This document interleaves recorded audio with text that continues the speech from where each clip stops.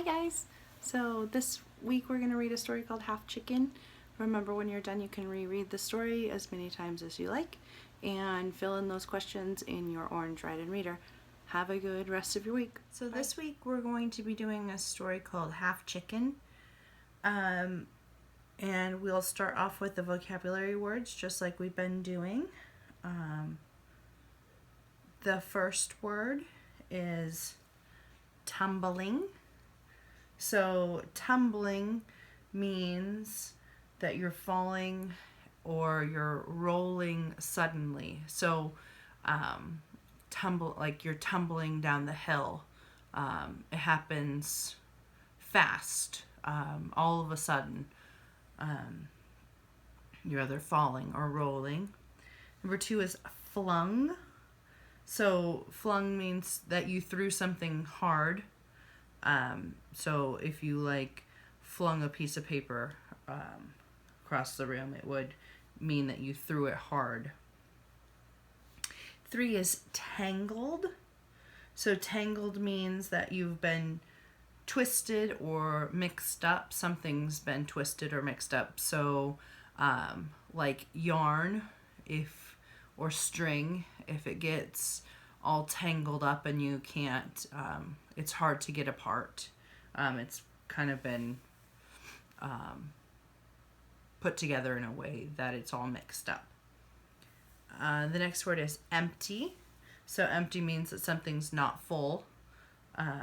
So like if you drank a whole cup of water, the cup is now empty. Something that it's not full of anything.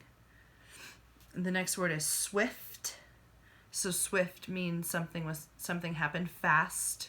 So if you're walking swiftly, it means that you're walking fast. Something that like he was swift means that that person was fast. And the next word is peacefully. So peacefully means that something has happened calmly. There's no fighting. So if something is peaceful, nobody's fighting. The next word is stream. So a stream is flowing water. It's something like a small river. So a stream's not going to be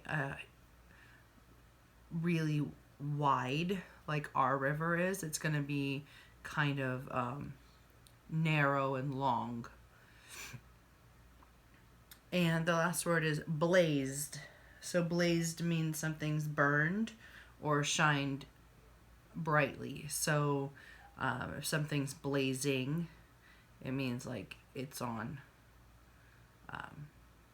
looks kind of like it's on fire. Something that's like really bright. So this week, our skill for the week is cause and effect. We've talked about cause and effect a lot this year. So a cause, there's one event in a story that makes something else happen. The first event is the cause and the second event is the effect. We've talked a lot about like if you don't tie your shoes, then that's the cause, and the effect is you might trip. If you don't do your homework, then the effect might be like you don't get a good grade.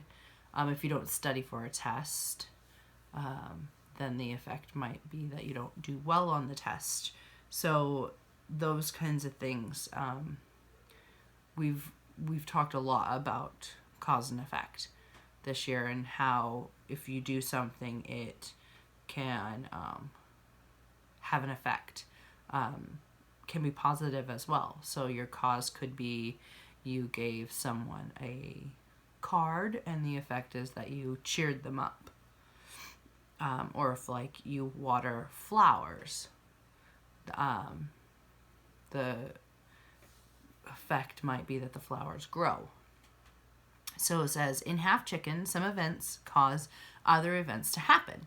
The first event is the cause, the second event is the effect. To figure out how the events might be connected, ask yourself what happens and why. Look for text evidence in the words and pictures to help you find the answers.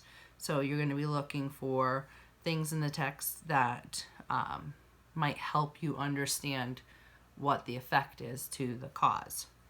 So our preview is traditional stories. People have been telling traditional stories or folk tales for many years. Folk tales often tell about events that could not happen in real life. Characters in folk tales often learn a lesson. A folk tale may also explain why something is the way it is. In Half Chicken, you will read about an important lesson that the main character learns. So remember, we've talked about lessons a lot and how like you could learn from something. So a story might have a lesson, like something that you learn from it. Maybe it's something that you don't do, or maybe it's something that you should do. So this story is a folk tale, and a folk tale is when an author writes like an old story. It's been handed down. It's traditional, so it's like been handed down from your parents and your grandparents and your great-grandparents. It's something that's just been told over and over again. The author of this is Alma Florida. It's a folk tale that takes place in Mexico.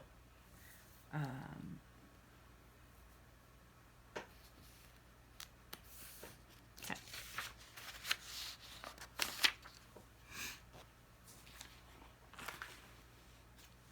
Have you ever seen a weather vane?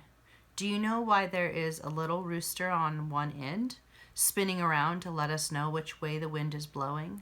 Well, I'll tell you. It's an old, old story that my grandmother once told me. And before that, her grandmother told it to her. It goes like this. So this is a weather vane. It is something that you find on the top of houses or barns. It tells you what direction the wind is blowing. A lot of times you don't see them very often here, but I've seen them a lot in the Midwest, where my mom is from, South Dakota, because the farmers depend a lot on knowing which way the wind is blowing, because it can affect their crops a lot for their farming. So, a long, long time ago, on a Mexican ranch, a mother hen was sitting on her eggs. One by one, the baby chicks began to hatch, leaving their empty shells behind. 1, 2, 3, 4, 12 chicks had hatched, but the last egg still had not cracked open. The hen did not know what to do. The chicks were running here and there, and she could not chase after them because she was still sitting on the last egg. So what is the hen worried about? The hen is the mother chicken. What is she worried about? I think she's worried that she's not able to take good care of her chicks because she's having to sit on this last egg. And to me, that shows that she's a caring mother, because she's worrying about the chicks who have hatched, and she's worried about the chick that has not. Finally, there was a tiny sound. The baby chick was pecking at its egg from the inside. The hen quickly helped it break open the shell, and at last the 13th chicken came out into the world. Yet this was no ordinary chick. He had only one wing, only one leg, only one eye, and only half as many feathers as the other chicks. It was not long before everyone at the ranch knew that a very special chick had been born. The The ducks told the turkeys told the pigeons told the swallows, and the swallows flew over the fields, spreading the news to the cows grazing peacefully with their calves, the fierce bulls, and the swift horses. So, the surprising thing about this chick is that he only has half of the things that he's supposed to have. He only has one leg and one eye and not as many feathers and only one wing. So he's about half of what he should be.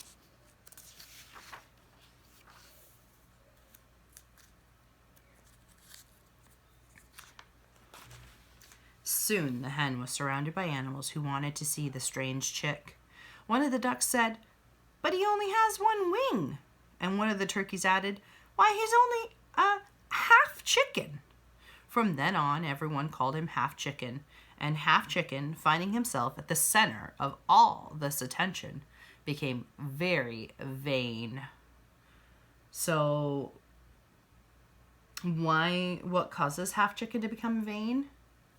So to be vain means that it's like you're selfish. You kind of think you're better than people, you're better than something. A lot of times the person thinks like they're number one. So what causes him to be vain is that all of the attention is given to him because he's different. So he kind of gets that attitude of like he's better than the rest because he gets all the attention. One day he overheard the swallows, who traveled a great deal, talking about him. Not even at the court of the viceroys in Mexico City is there anyone so unique. Then Half Chicken decided that it was time for him to leave the ranch. Early one morning he said his farewells, announcing, "Goodbye, goodbye, I'm off to Mexico City to see the court of the viceroys."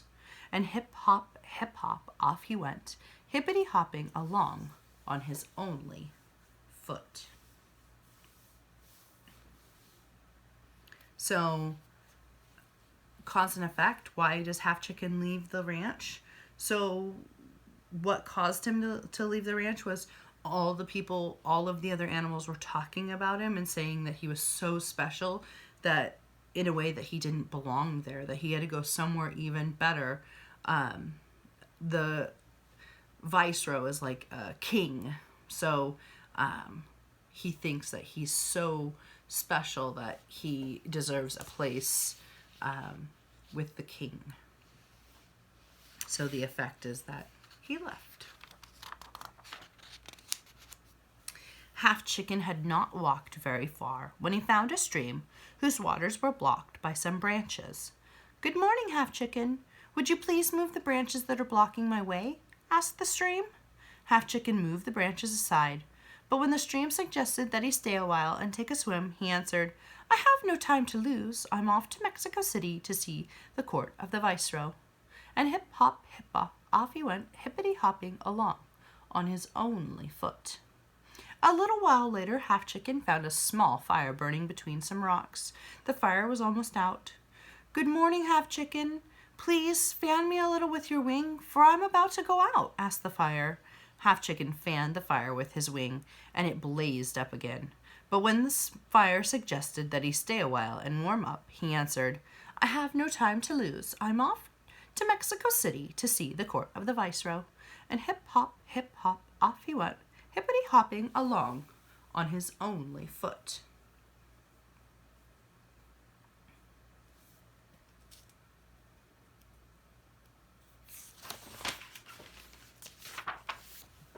After he walked a little farther, Half Chicken found the wind tangled in some branches. "Good morning, Half Chicken. Would you please untangle me so that I can go on my way?" asked the wind. Half Chicken untangled the branches, but when the wind suggested that he stay and play and offered to help him fly here and there for like a dry leaf, he answered, "I have no time to lose. I'm off to Mexico City to see the court of the viceroy." And hip hop, off he went, hippity hopping along on his only foot. At last, he reached Mexico City.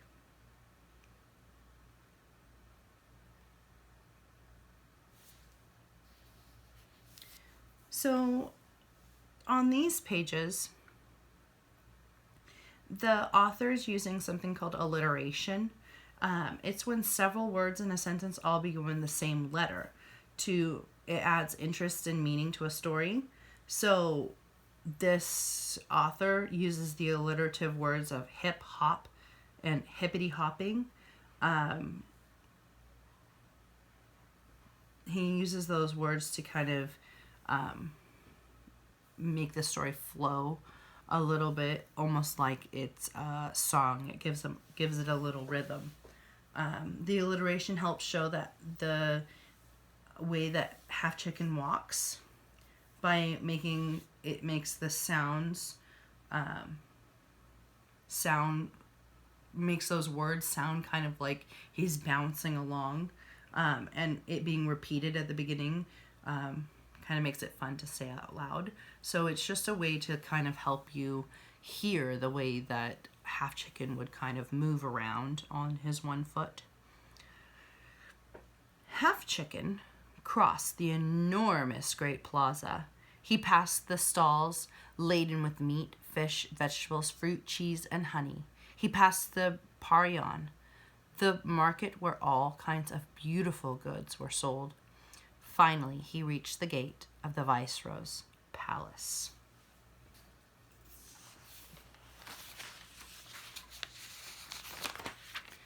"Good afternoon," said Half Chicken to the guards in the fancy uniforms who stood in front of the palace.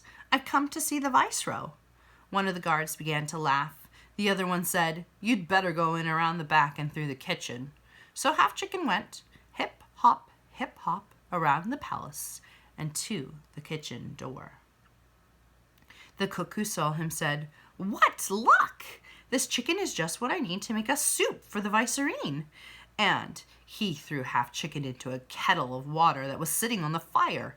When Half Chicken felt how hot the water was, he said, "Oh, fire, help me. Please don't burn me." So a Viceroy is a princess, so the chef is making a soup for the princess. And up here in the corner it says point of view. So it says, how does the cook feel about using Half Chicken in the soup? And how does Half Chicken feel about it? So different points of view. So the cook is really excited because he was missing chicken for his soup. So that's his point of view, is that he's excited to find this chicken to cook. And Half Chicken's point of view is he doesn't like it. He doesn't want to become soup. So they both have different points of view.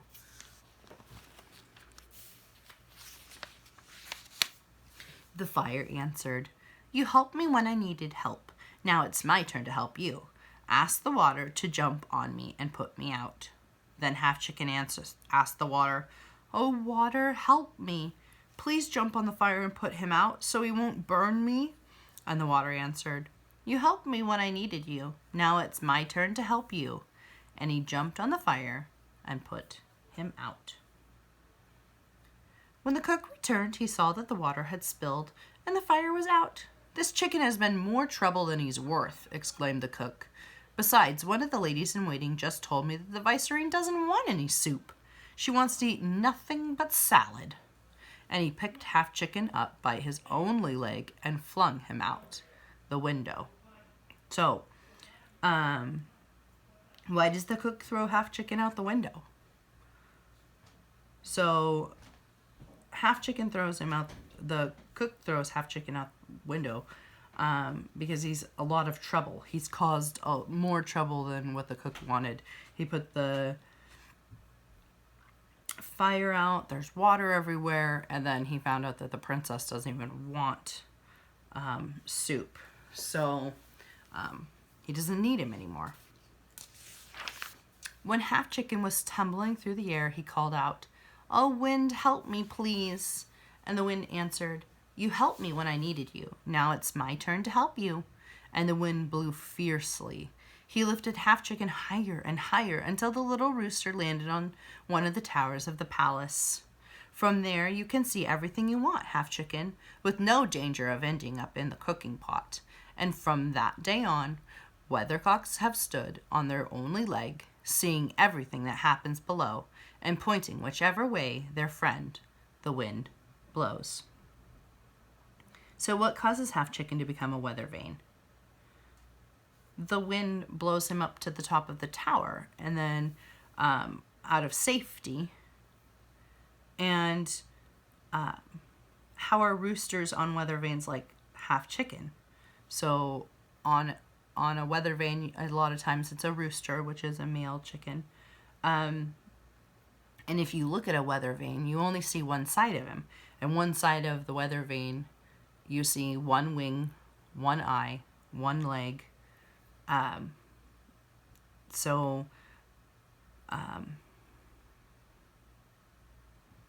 The reason why weather vanes look this way is that they're flat, so they can catch the wind, and it always looks like they're just half of a chicken. So it's kind of a story that lets you know, that kind of tries to convince you that this is how weather vanes became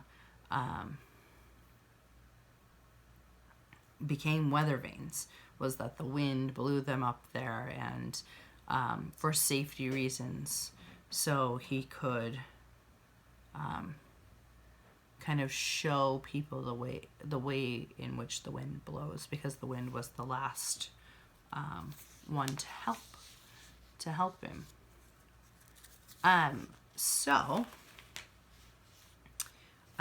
Remember, you can read these stories. You can read along with me. Like I said before, you make sure you answer those questions in your orange write-in reader, and I will read another story next week for you. I hope you have a good rest of your week, and I will see you again next week.